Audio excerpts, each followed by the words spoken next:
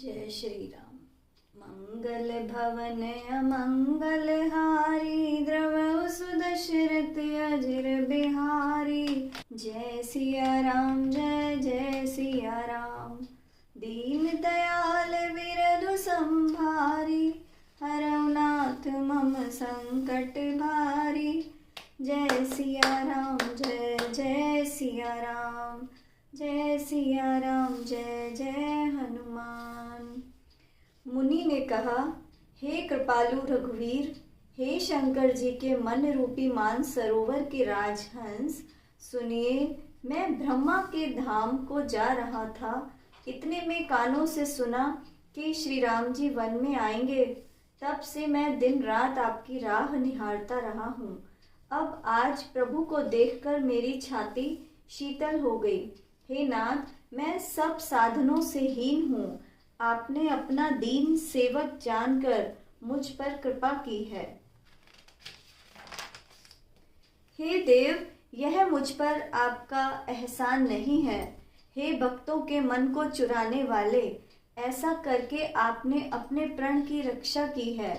अब इस दीन के उद्धार के लिए तब तक यहाँ ठहरिए जब तक मैं शरीर छोड़कर आपसे आपके धाम में न मिलूं। योग यज्ञ जप तप जो कुछ व्रत आदि भी मुनि शरभंग ने किया था, सब प्रभु को समर्पण करके उसके बदले भक्ति का वरदान ले लिया। इस प्रकार दुर्लभ भक्ति प्राप्त करने के बाद चिता रचकर मुनि शरभंग जी हृदय से सब आसक्ति छोड़कर उस पर जा बैठे। हे नीले मेघ के समान श्याम शरीर वाले साकार रूप श्री राम जी, सीता जी और छोटे भाई लक्ष्मण सहित प्रभु आप बराबर मेरे हृदय में निवास कीजिए। ऐसा कहकर शरभंग जी ने योगाग्नि से अपने शरीर को भस्म कर डाला और श्री राम जी की कृपा से वे बैकुंठ को चले गए। मुनि भगवान में लीन इसलिए नहीं हुए कि उन्होंने पहले ही भेद भक्ति का वर प्राप्त कर लिया था। ऋषि समूह मुनि श्रेष्ठ शरभंग जी की यह दुर्लभ गति देखकर अपने हृदय में विशेष रूप से सुखी हुए। संपूर्ण मुनि वृंद श्री राम जी की स्तुति कर रहे हैं और कह रहे हैं कि शरणागत हितकारी करुणा के मूल प्रभु की जय हो। फिर श्री रघुनाथ जी आगे वन में चले। श्रेष्ठ मुनियों के अनेक समूह उनके साथ हो लिए। हड्डियों का एक ढेर देखकर श्री रघुनाथ जी को बड़ी दया आई। उन्होंने मुनियों से पूछा। मुनियों ने कहा, हे स्वामी, आप सर्वदर्शी सर्वज्ञ और अंतर्यामी, सबके हृदय के जानने वाले हैं। जानते हुए भी हमसे कैसे पूछ रहे हैं? राक्षसों के दलों ने सब मुनियों को खा डाला है। ये सब उन्हीं की हड्डियों के ढेर हैं।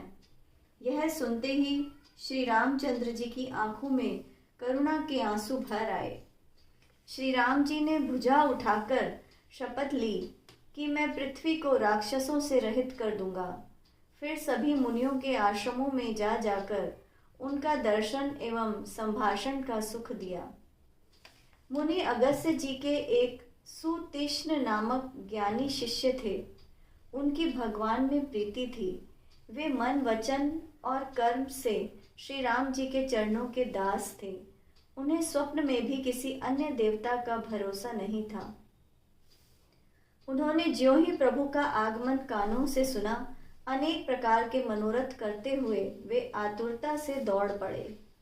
हे विधाता, क्या दीनबंधु श्री रघुनाथ जी मुझ जैसे दुष्ट पर भी दया करेंगे? क्या स्वामी श्री राम जी छोटे भाई लक्ष्मण जी के साथ मुझसे अपने सेवक की तरह मिलेंगे? मेरे हृदय में दृढ़ विश्वास नहीं होता, क्योंकि मेरे मन में भक्ति वैराग्य या ज्ञान कुछ भी नहीं है।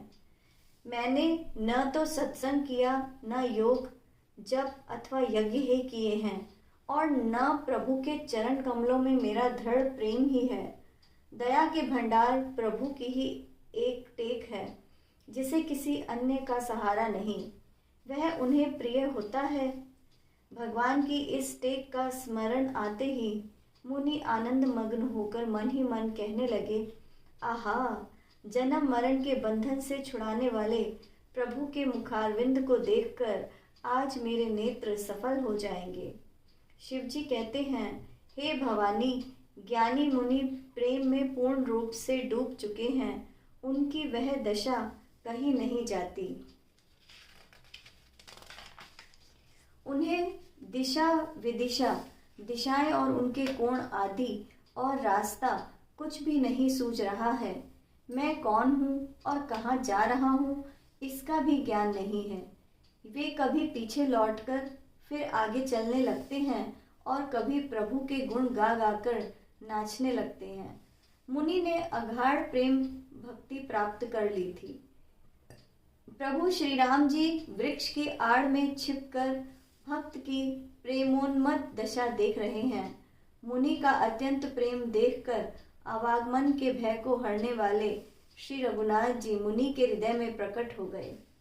हृदय में प्रभु के दर्शन पाकर मुनि बीच रास्ते में स्थिर होकर बैठ गए। उनका शरीर कटहल के फल के समान रोमांचित हो गया। तब श्री रघुनाथ जी उनके निकट चले आए और अपने भक्त की प्रेम दशा देखकर मन में बहुत प्रसन्न हुए। श्री राम जी ने मुनि को अनेक प्रकार से जगाया, पर मुनि नहीं जागे, क्योंकि उन्हें प्रभु के ध्यान का सुख मिल रहा था। तब श्री राम जी ने अपने राज रूप को छिपा लिया और उनके हृदय में अपना चतुर्भुज रूप दिखा दिया। तब अपने इष्ट स्वरूप के अंतर्धान होते ही मुनि कैसे व्याकुल होकर उठे, जैसे मणिधर सर्प मणि के बिना व्याकुल हो जाता है।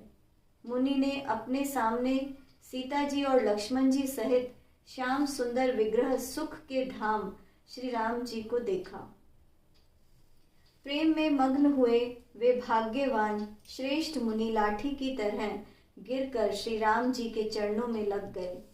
श्री राम जी ने अपनी विशाल भुजाओं से पकड़कर उन्हें ऊपर उठा लिया और बड़े प्रेम से हृदय से लगाकर रखा।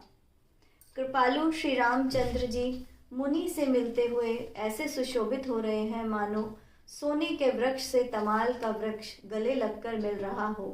मुनि निस्तब्ध खड़े हुए टकटकी लगाकर श्री राम जी का मुख देख रहे हैं, मानो चित्र में चित्रित किए गए हों।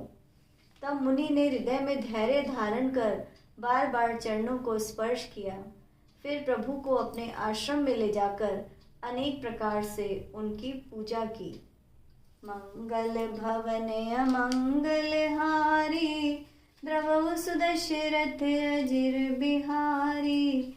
जय सिया राम जय जय सिया राम, दीन दयाल बिरधु संभारी।